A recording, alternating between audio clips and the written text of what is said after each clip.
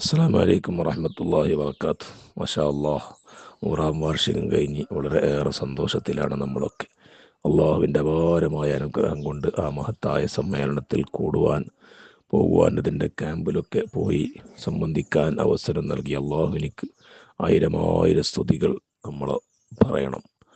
കാരണം ജീവിതത്തിൽ ഒരുപാട് സമ്മേളനങ്ങളും ഒരുപാട് പരിപാടികളിലും പങ്കെടുത്തിട്ടുണ്ടെങ്കിലും ഇത്രയും മനോഹരമായ, ഇത്രയും ആത്മീയതയുള്ള മഹാന്മാരുടെ സാദാത്തുക്കളുടെ മേൽനോട്ടത്തിൽ 3313 ക്യാമ്പ് അംഗങ്ങളെയും അതിനേക്കാളും കൂടുതൽ പുറത്തുനിന്ന് വീക്ഷിക്കാൻ വന്ന എത്രയോ ആളുകൾ അതിൽ കൂടാൻ അവസരം കാത്തു നിൽക്കുന്ന ഒരവസ്ഥ ഇതുവരെ എൻ്റെ ജീവിതത്തിൽ നമ്മൾ കണ്ടിട്ടുണ്ടാവുകയില്ല.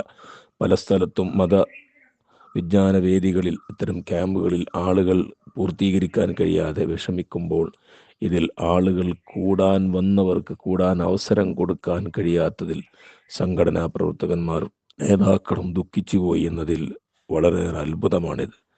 ഇത് ലോകത്ത് തന്നെ ഇങ്ങനെയുള്ള ഒരു അത്ഭുതം നടന്നിട്ടുണ്ടോ എന്ന് നമ്മൾ സംശയിക്കേണ്ടതാണ്. മാഷാ അല്ലാഹ്, മഹത്തായ സമ്മേളനത്തിൽ കൂടുവാൻ നമുക്ക് ഭാഗ്യം ചെയ്തു. അൽഹംദുലില്ലാ. ഇനിയും ഒരുപാട് ഇത്തരം പരിപാടികളിലും സമസ്തയുടെ പ്രവർത്തനങ്ങളിലും കൂടുവാനും സഹകരിക്കാനും സഹായിക്കാനും അള്ളാഹു തൗഫീക്ക് നൽകട്ടെ.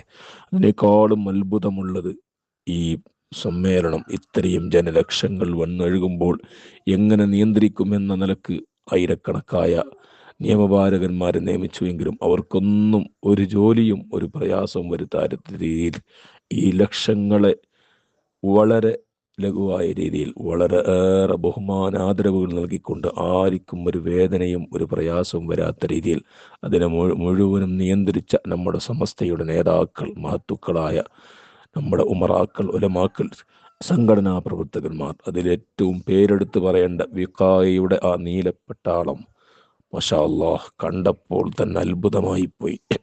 മനസ്സിലേക്ക് എന്തെന്നില്ലാത്തൊരാനന്ദം.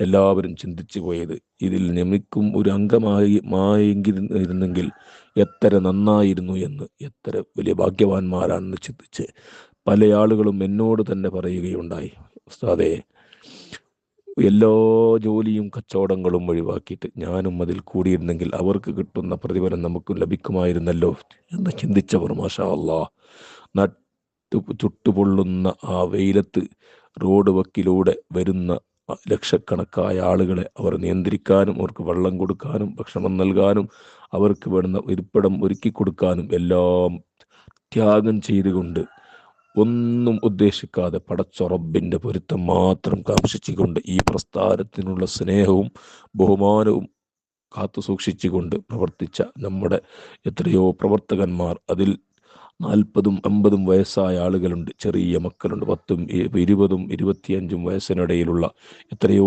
ചെറുപ്പക്കാർ. അവരുടെ പ്രവർത്തനം കണ്ടപ്പോൾ മനസ്സിലേക്ക് എന്തെന്നില്ലാത്തൊരു ആനന്ദം തോന്നിപ്പോയി. അള്ളാഹുവേ, അവർക്ക് നീ അർഹമായ പ്രതിഫലം നൽകണേ അല്ലാ.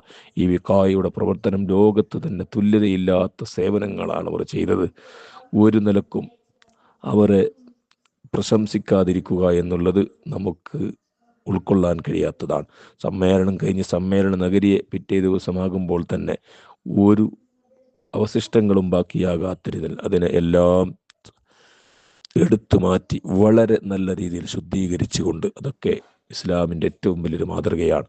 അതുപോലെ തന്നെ തൊലബാവിങ്കിൻ്റെ മുത്തഅല്ലിമീങ്ങളായ സുഹൃത്തുക്കൾ, പള്ളി ദർസിലൂടെ പഠിക്കുന്ന മുത്തഅല്ലിമീങ്ങൾ, അവരെ കൊണ്ട് സമുദായത്തിന് എന്ത് ലഭിക്കുന്നു എന്ന് ചോദിക്കുന്ന പല ആളുകളും ഉണ്ടാകാം. ഈ മുത്തഅല്ലിമീങ്ങൾ അവരുടെ ആ തൊലബയുടെ വേഷം ധരിച്ചുകൊണ്ട് മാഷാ അല്ലാഹ് പല പള്ളി ദർസുകളിൽ നിന്നും വന്ന മുത്തഅല്ലിമീങ്ങൾ ഇതിനു വേണ്ടി അഹോരാത്രം പ്രവർത്തിച്ചു, കഷ്ടപ്പെട്ടു. അള്ളാഹു അവർക്ക് അർഹമായ പ്രതിഫലം നൽകട്ടെ.